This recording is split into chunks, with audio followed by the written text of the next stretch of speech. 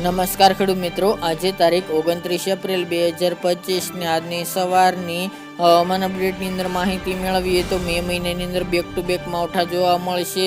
3-4 મે દરમિયાન ગુજરાતની અંદર માવઠાની સંભાવનાઓ છે, સાથે જ એક માવઠું નુકસાનકારક પણ સાબિત થઈ શકે છે। ભારે વરસાદની પણ સંભાવનાઓ છે, તેની વિગતવાર અપડેટ મેળવીશું। સાથે ગુજરાતની અંદર તાપમાનનો પારો 46 ડિગ્રી સુધી પહોંચી ગયો છે।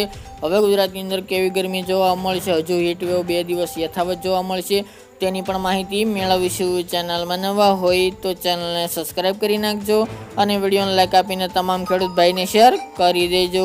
હાલ ગુજરાતની અંદર તાપમાન રેકોર્ડ બ્રેક સપાટી ઉપર પહોંચી ગયું છે। એવામાં મિત્રો મે મહિનાની શરૂઆતમાં હવામાનમાં પલટો આવશે।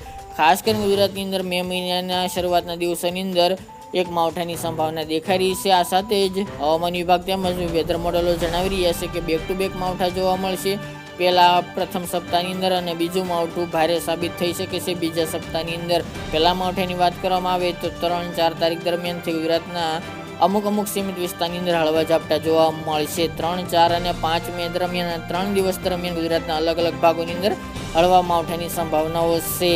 પ્રથમ માવઠાની વાત કરીએ તો સંભાવના થરાદ, વાવ, ધાનેરા, ડીસા, ભટસન, ભાંભર, રાધનપુર, સુઈગામ જેવા ભાગો જે પાટણ, મહેસાણાના પશ્ચિમના વિસ્તારો છે, તેમજ વિરમગામ, અમદાવાદના 1-2 સેન્ટરો હોય, કચ્છના રાપર, વાગડ વિસ્તાર, ભુજ, ભચાઉ જેવા ભાગો, તેમજ ગાંધીધામના 1-2 સેન્ટર હોઈ શકે છે। સાથે જ સુરેન્દ્રનગર છે, બોટાદ, મોરબી, જામનગર અને રાજકોટ આ ભાગોની અંદર માવઠાની સંભાવના દેખાઈ રહી છે। બાકી ગુજરાતના અન્ય વિસ્તારની અંદર તાપમાન યથાવત જોવા મળશે।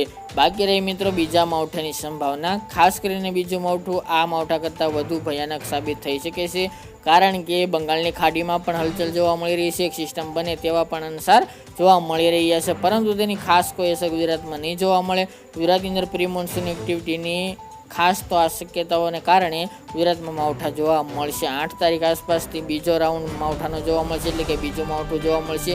તેની તારીખ પાકી તેમજ કયા ભાગોને અસર કરતા રહેશે તે આગામી દિવસમાં જણાવીશું। પરંતુ મિત્રો બીજા માવઠાથી ડરવું જરૂરી છે, કારણ કે એ માવઠું ભારે પણ સાબિત થઈ શકે છે। ગાજવીજ સાથે તોફાની વરસાદની સંભાવના છે, સાથે જ ગાજવીજ સાથે કરા પડે તેવી પણ શક્યતાઓ દેખાઈ રહી છે, એટલે મિત્રો તેની પણ અપડેટ આપતા રહીશું। હવે વાત તાપમાનની, તાપમાનનો પારો છેલ્લા 2 દિવસથી ધીરે ધીરે વધી રહ્યો છે। ગઈકાલના રોજમાં 45+ પણ તાપમાન, 45+ પણ તાપમાન નોંધાયું હતું। વાત કરીએ તો રાજકોટમાં 46.2, અમરેલી 44, ગાંધીનગર 44, અમદાવાદ 44, મોડાસા 41, ગોધરા 44, તેમજ બોટાદ 44, રાધનપુર 44, ભુજ 42, હળવદ 44, સુરેન્દ્રનગર 44.8 આ રીતે તાપમાન નોંધાઈ રહ્યું છે। આગામી 2 દિવસ દરમિયાન હજુ પણ તાપમાનનો પારો યથાવત જોવા મળશે। વધારે અપડેટ આગામી દિવસમાં જણાવતા રહીશું। આ અત્યારની સવારની અપડેટ।